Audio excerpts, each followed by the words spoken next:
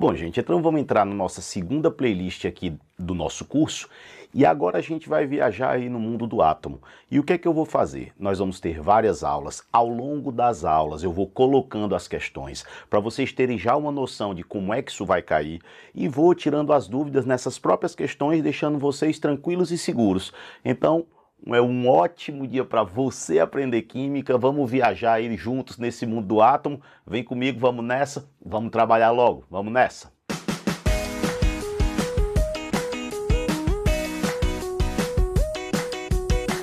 Cara, a gente não pode começar a química, começar a falar do início da química, sem primeiro entender as leis ponderais. Aí você vai, pô, Michel, mas o que são as leis ponderais? De onde é que isso surge? Bora pro começo. Quando foi que começou-se a falar de átomo? Aí eu coloquei aqui para vocês darem uma olhada, onde nós temos o começo com Demócrito e Leucipo. Está aqui a situação, Demócrito e Leucipo. E, gente, por muito tempo atrás, a gente está falando de 450 a.C. É aqui que surge a ideia de átomo. Cara, A quer dizer 100, tomo quer dizer partes. Eles acreditavam que tudo que existe na natureza é feito a partir dessas pequenas coisinhas que não teriam outras partes. Seriam espécies sem divisões. Eu ia chegar num ponto em que não daria mais para dividir a criatura. Então eu chegaria no tal do átomo. Depois, um pouco depois, retomando a ideia de um filósofo mais antigo, aparece uma teoria que também alguns conhecem, com Aristóteles, que foi um grande defensor do lance lá dos 4 elementos, que tudo que tem na Terra seria feito a partir da terra, do fogo, da água e do ar. Então o universo seria constituído a partir desses 4 elementos. Você misturava um pouco de cada, às vezes 3 deles, 4 deles, e você conseguiria compor tudo. Então eram ideias diferentes. Uns defendiam que eu tinha átomos e outros defendiam que tudo que existia no universo era constituído justamente de terra, fogo, água e ar. De boa? Agora vejam que isso daí a gente está falando de antes de Cristo. Para aparecer uma novidade, meu amigo, demorou muito, mas muito tempo. Aí a gente vai falar agora de uma teoria meio louca, meio maluca, que surge aí, ó, em 1720 DC. Agora a gente está falando, cara, quanto tempo depois? É uma teoria conhecida como teoria do flogisto. Aí você vai, Michel, o que é isso? Teoria do flogisto. Esse cientista, Ernest Stoll, ele achava que a matéria era constituída sempre de algo palpável, que seria a matéria, e uma coisa que poderia, entre aspas, ser queimada, uma coisa inflamável, que seria o flogisto. E que esse flogisto era variável. Aí você, porra, não estou entendendo nada. Mais ou menos assim. Se você pegar uma vela e você acender, vocês sabem que a massa da vela ela vai diminuindo. Como eles não sabiam bem explicar, dizia-se à época que você estava perdendo o flogisto. Se você pegar uma palha de aço, um metal, e ele sofrer oxidação, vai aumentar a massa. Como eles não sabiam explicar o que é que estava acontecendo ali, eles diziam que estava entrando o flogisto. Era uma coisa meio estranha, era uma coisa meio etérea, uma coisa meio esquisita mesmo, né? Mas era uma coisa que entrava, saía, ninguém sentia nada, ou seja, algo muito exótico para ser verdade. Então, isso era a teoria do flogisto. Era uma coisa que podia entrar ou sair, uma coisa etérea, uma coisa que seria inflamável e etc. Uma coisa meio estranha. Aí aparece aquele cara que é conhecido como o pai da química moderna. Então eu preciso que vocês guardem o nome desse cidadão. Eu até coloquei de vermelho, separando dos outros, ó. Se vocês olharem, 1775, nós temos esse cidadão conhecido como Lavoisier, Laurent Antoine Lavoisier. E esse cara, ele viveu ali, para vocês lembrarem mais ou menos, vocês sabem que não precisa saber data. Eu queria que vocês tivessem noção aí de século. Lavoisier viveu numa época que a França estava em efervescência, que foi na época da Revolução Francesa. E como ele era um grande cientista. Os cientistas da época, eles se juntaram porque Lavoisier foi condenado para tentar evitar que Lavoisier fosse levado à guilhotina durante a Revolução Francesa, claro, depois de 1789, né? O que acontece é que eles não conseguiram e saiu aquela frase cunhada clássica da época da Revolução Francesa, que a França não precisa de cientistas. E Lavoisier foi decapitado, né? Cortaram a cabeça do cidadão fora em 1794, na fase do terror ali da Revolução Francesa, um pouco antes dela se acabar, na verdade, né? Então Lavoisier, ele tem uma contribuição para a ciência fantástica. E o que mais se conhece dele é uma coisa que a gente vai estudar bem tranquilo, que é a lei da conservação das massas. Aí você vai dizer, poxa, Michel, como é que é essa conservação das massas? Já ouviram aquela frase clássica? Na natureza nada se perde, nada se cria, tudo se transforma? Vocês já pensaram como ele está dando uma porrada direto na teoria do flogisto? Se nada se cria, não tem essa história de você estar aqui do nada entrar o flogisto. Se nada se perde, não tem esse lance, você tá aqui numa boa, de repente vai saindo seu flogisto. O flogisto não existe. Então ele diz, nada se cria, nada se perde, tudo se transforma. Eis a lei de Lavoisier. Por enquanto eu estou só apresentando, tá? Depois a gente vai ver detalhadamente numa boa. Então Lavoisier é conhecido como o pai da química moderna. De maneira verdadeira, gente, nós podemos dizer que a química, ela se divide em antes de Lavoisier e depois de Lavoisier. Antes de Lavoisier, a química era meio filosófica. Depois de Lavoisier, a química ela ganha um cunho experimental. Primeira coisa, para vocês verem como essa parte ela tem lógica. Você para e pensa, poxa, Lavoisier precisou muito de que equipamento para fazer a teoria dele? Se a lei da conservação das massas, o que é que ele precisou de mais? De uma balança. Então ele foi o desenvolvedor de vários tipos de balança com a precisão muito boa. Ele era, na verdade, um gênio, né? E logo depois dele veio a segunda lei ponderal, que é a lei desse cidadão aqui, ó, chamada Lei de Proust, ou Lei das Proporções Definidas. Se acalmem que a gente está vendo só o histórico. Depois eu vou estudar cada uma separada ainda nessa aula, tá? Então é só para ver. Vejam como tá próximo. Lavoisier a gente vê aqui, ó, que é em 1775 e Proust vem aqui, ó, em 1798, ou seja, eles eram contemporâneos. E a gente está abrindo o estudo dos modelos atômicos. Aí por que que a gente abre? Percebam que o primeiro modelo atômico, que é o modelo de Dalton, que é o modelo da bola de bilhar, só vem depois da lei desses dois caras. Lei de Lavoisier, conservação das massas, e lei de Proust, proporções definidas, que vai ser o objeto dessa aula. E se vocês olharem, o primeiro modelo vem John Dalton em 1808. Então, uma história muito bacana. A gente sai lá dos filósofos gregos, Demócrito e Leuci, passa pelos 4 elementos, aparece a história lá do flogisto. Aí Lavoisier acaba com o flogisto, infelizmente é decapitado durante a Revolução Francesa. Entra a lei de Proust, proporções definidas, e vem Dalton e faz o primeiro modelo atômico. Então, por que que apareceu o modelo de Dalton? Por causa dessas leis. Então, vamos detalhar essas leis para ficar uma coisa muito legal, para se cair vocês se garantirem. Olhem só, detalhando aí essas leis. A primeira coisa que eu quero que vocês lembrem é Lei de Lavoisier. Gente, lembrar que a Lei de Lavoisier, ela é conhecida como Lei da conservação das massas, e que ela acaba com a história lá do flogisto, tá? Que entra e sai coisa e você não sente, que você não sabe o que é. O lance é que o Lavoisier disse o seguinte, olha o que é que nós temos bem aqui. Se vocês olharem, ó, numa reação química, a soma da massa dos reagentes é igual à soma das massas dos produtos. Então a soma da massa dos reagentes tem que ser igual à soma da massa dos produtos, porque nada se cria, então não pode aumentar, e nada se perde, não pode diminuir. Então a massa, ela se conserva. Isso é a lei de Lavoisier. Então essa é a ideia que o Lavoisier quis passar para a gente. Nada se perde, nada se cria, tudo se transforma, a massa se mantém. Eu posso dizer também, enunciá-la também, da seguinte forma, ó, na natureza nada se perde, nada se cria, tudo se transforma. E, gente, Hoje a gente vai lembrar o seguinte, se eu tiver uma reação química e eu pegar a massa do A mais a massa do B, ela tem que dar igual a massa do C mais a massa do D. Porque se a massa aumentasse, é porque estaria entrando algo. Se a massa diminuísse, é porque estaria perdendo algo, o que não rola de acordo com essa lei de Lavoisier.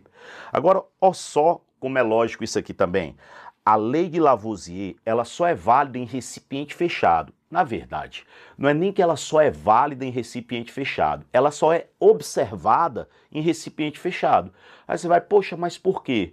Cara, se o recipiente estiver aberto, pode ser que a reação produza um gás e esse gás vai embora. Se o recipiente estiver aberto, pode ser que a reação absorva algum gás que está do lado de fora e aí a massa vai aumentar aparentemente, mas isso é porque o recipiente está aberto. Se o recipiente estiver fechado, com certeza essa massa se conserva. Então, o primeiro exemplo que eu queria que vocês olhassem é a queima de uma vela. Como é que funcionaria essa ideia da queima de uma vela? Olha só, queima da vela. Vocês imaginem que eu tenho aqui a minha vela no início, eu vou dizer que eu tenho uma massa no início. E eu tenho aqui a minha vela no final, eu vou dizer que eu tenho uma massa no final. Vocês sabem que à medida que a vela vai queimando a parafina, vai havendo liberação do CO2. Então eu vou representar aqui, ó, dizendo que entre outras coisas, vai havendo liberação do CO2, vai havendo liberação de água. E é claro que se esse CO2 ele for indo embora, a massa vai diminuir. Então no final, a massa vai ser menor do que no início. Aí você vai dizer, poxa, Michel, mas tu não acabou de dizer que a massa se conserva? Gente, mas o recipiente tinha que estar o quê? Fechado. Vamos fechar esse recipiente. Se eu fecho o recipiente aqui, ó, que foi o que o Lavoisier de forma fantástica e inteligente fez, ele fechou o recipiente. Quando ele fecha o recipiente, ele percebe que todo o CO2 que está sendo liberado, ó, vai ficar preso dentro do recipiente. Então o que é que eu posso dizer? Eu vou apagar aqui, não vai ter maior nem menor. Essa massa ela vai ser exatamente igual. Então isso é a lei de Lavoisier. Em recipiente fechado, a massa se conserva numa boa. Agora, olhem uma outra bem legal, ó. Queima da palha de aço. Gente, o aço nada mais é do que uma mistura de ferro e carbono. Principalmente, gente, o aço é ferro. Então, quando vocês ouvirem palha de aço, vocês pensem no ferro. O que é que acontece se essa palha de aço ela entrar em contato com o oxigênio do ar?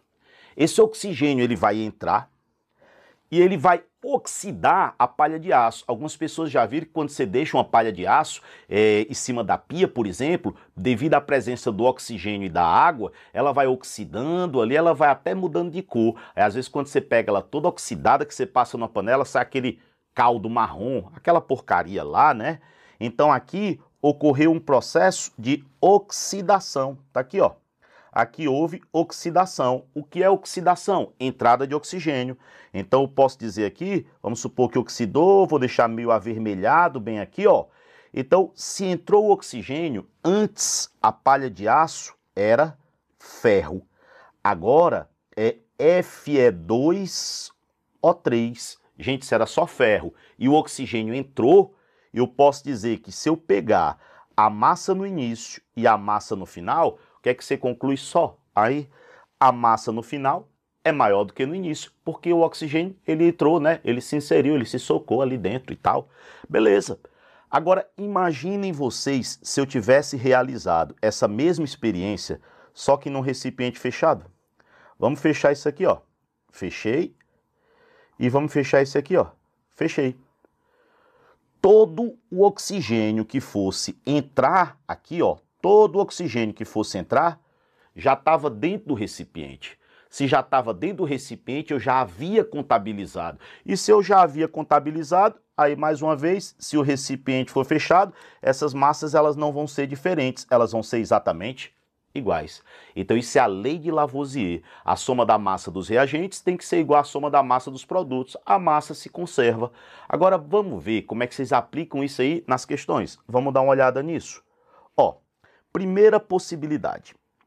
Imaginem, vossas senhorias, que o cara diga: o óxido de cálcio, cal virgem, reage com o dióxido de carbono, produzindo carbonato de cálcio, CaCO3, em um laboratório. foram realizados vários experimentos cujos resultados estão expressos na tabela. Gente, olhem para a tabela com calma. Vocês estão percebendo aqui que aqui é o óxido de cálcio, CaO. Aqui é o gás carbônico, CO2. E aqui é o carbonato de cálcio, é o CaCO3. Então vocês sabem que a reação, ela é assim, ó. E o que é que nós sabemos? A soma da massa dos reagentes tem que ser igual à soma da massa dos produtos. Então, 5,6 mais esse X tem que ser igual a 10. Se vocês fizerem essa conta, que é uma conta tranquila, esse X ele vai ser igual a 4,4. Beleza, tranquilo. Vamos para a próxima. Vocês estão vendo que Y mais 22 tem que ser igual a 50. Então, Y mais 22 igual a 50. Se isso é verdade, joga o 22 para o outro lado, vai negativo, fica 50 menos 22. Esse Y ele vai ser igual a 28. Beleza, tranquilo. E vamos para o último. Vocês estão vendo aqui, ó, que eu tenho 56 mais 44 é igual a Z. Se vocês somarem 56 com 44, esse Z vai dar exatamente igual a 100. Então eu tenho os valores, vou destacar aqui, ó, eu tenho os valores de X, 4,4, Y, que é 28, e o Z, que deu 100. Maravilha, tranquilo. Agora vamos olhar o que é que o cara queria nessa questão aí para a gente desenrolar. Olha só, com base na lei de Lavoisier, vamos analisar aqui, ó. Com base na lei de Lavoisier e nos experimentos, claro, conclui-se que, letra A, ele diz que Y sobre X igual a 5. Gente, nós temos o Y, ele é 28. Nós temos o X, é 4,4. Vocês sabem que se fosse 4, 28 dividido por 4 daria próximo de 7. Isso daqui vai dar algo próximo de 7. Então, item A, falso. Item B, ele diz X vezes Y é menor do que Z. Gente, vamos substituir isso. Nós temos o X, é 4,4. Nós temos o Y, é 28. E nós temos o Z, que ele diz que é 100. Se nós fizermos essa conta, ó, gente, 4 vezes 28, se a gente fizer só isso, já daria um valor maior do que 100. 4 vezes 28, se vocês fizerem a conta, ó, 4 vezes 20, 80. 4 vezes 8, aí com calma para não fazer besteira, 32. 80 mais 32, 112. Então só o 4 vezes 28 já é maior. 4,4 é ainda maior. Então esse aqui, falso. Falso, tranquilo. Vamos para a letra C. Letra C. Z sobre 5,6 igual a X vezes 3,5. Vamos substituir? O Z, a gente sabe que é 100. Dividido por 5,6 tem que ser igual a X, que é 4,4, vezes 3,5. Gente, se nós fizermos essas contas aí, que também não são contas difíceis, vocês vão perceber que esse valor, ele também está errado. Agora vamos para a letra D, porque mesmo que vocês não fossem fazendo as contas, primeiro só substituíssem, o olho de vocês ia saltar de alegria na hora que vocês olharem a letra D. Ele diz assim, ó, 56 sobre Y. O Y é 28, vezes 22 sobre 44 é igual a 1. Olha a alegria que dá no nosso coração. 56 por 28 dá 2. 22 por 44, aqui é 1 e aqui é 2. Agora o que é que a gente faz? Corta 2 com 2, dá 1 e 1.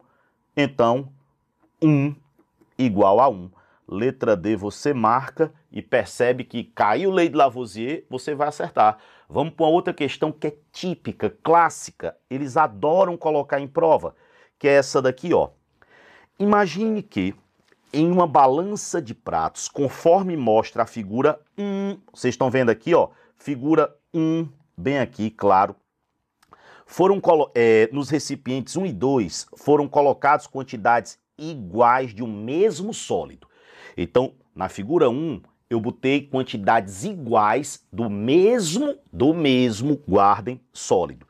Pode ser palha de ferro ou carvão. Ou ele colocou palha de ferro ou ele colocou carvão, mas dos dois lados ele coloca a mesma coisa.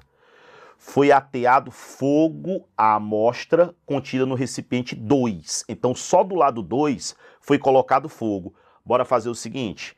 Então, aqui no 1, ele pode ter colocado carvão de um lado e carvão do outro. Ou ferro de um lado ou ferro do outro. Lembre que dos dois lados é a mesma coisa. Ou é carvão, carvão, ou ferro, ferro. E ele colocou fogo somente do lado 2. Colocou fogo. Colocar fogo é fazer uma combustão, é entrar o oxigênio. Então aqui, ó, ele ateou fogo, ele fez uma combustão, vai entrar o oxigênio. Beleza. Depois de cessada a queima, o arranjo tomou a disposição da figura 2. Ó só a figura 2. Aí ele diz, as reações são carvão mais oxigênio dando CO2. Olha que o CO2 é um gás. Como ele é um gás, ele vai embora. Se ele vai embora, a massa vai diminuir.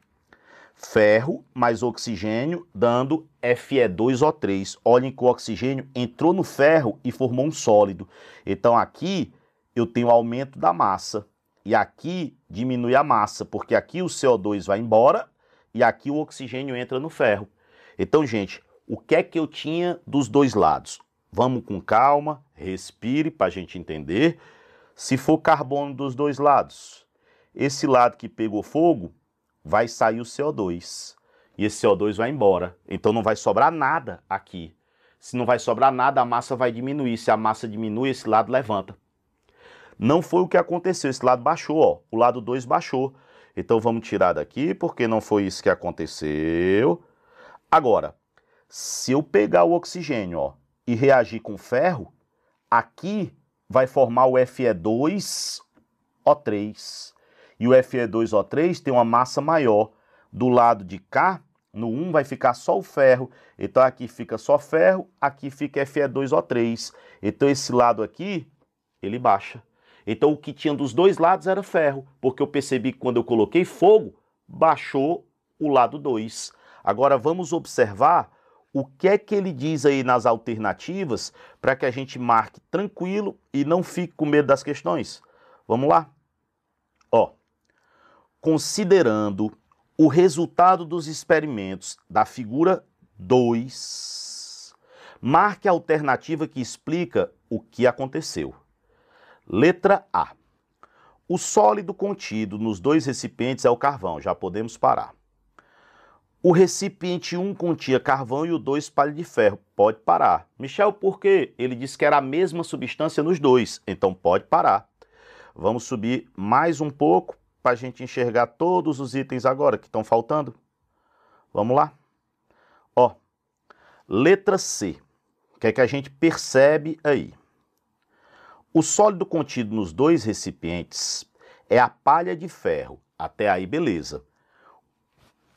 Quando cessada a queima, o 2 ficou mais pesado, já que a reação ocorreu a incorporação do oxigênio. Opa, o 2 ficou mais pesado, por isso que baixou. Letra C é a resposta, mas sempre a gente lê os outros, né? E não é agora que a gente vai deixar de fazer isso. Ele diz, o recipiente 1 continha palha de ferro e o 2 carvão. Falso. Tá claro no enunciado que era a mesma coisa nos dois. E letra E. O sólido contido nos dois recipientes é o carvão. A gente viu que nos dois recipientes eu tinha a palha de ferro, a palha de aço. Essa questão, gente, ela se repete muito. Então, se ela cair em algum vestibular que você vai fazer, você vai dar só um sorriso para ela, marcar o item e partir para a alegria. Vamos olhar a segunda lei ponderal que a gente falou, que é a lei de Proust.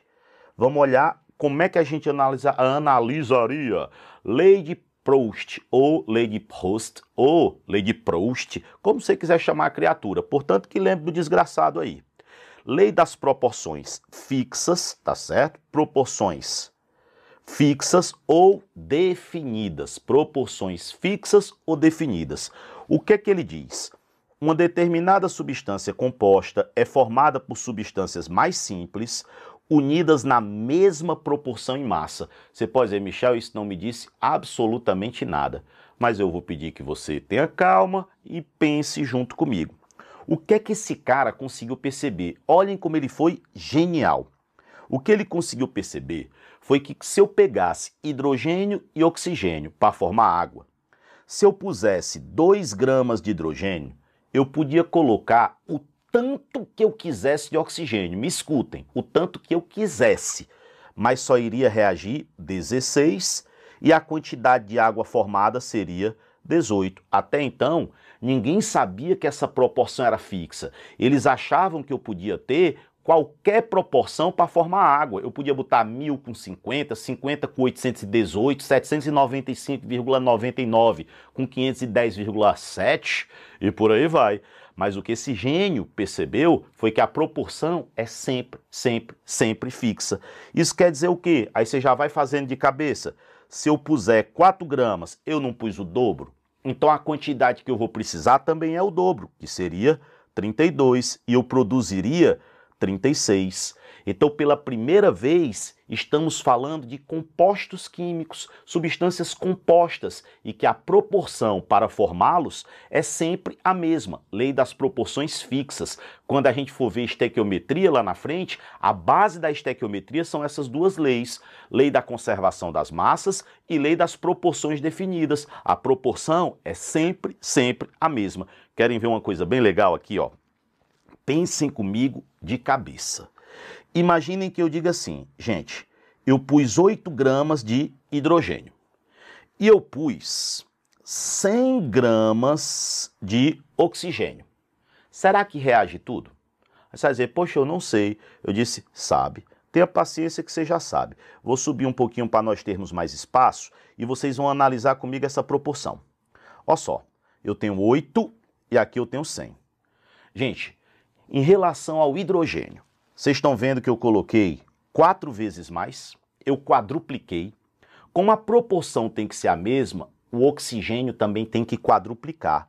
Se eu multiplicasse 16 por 4, não daria 100, daria 64.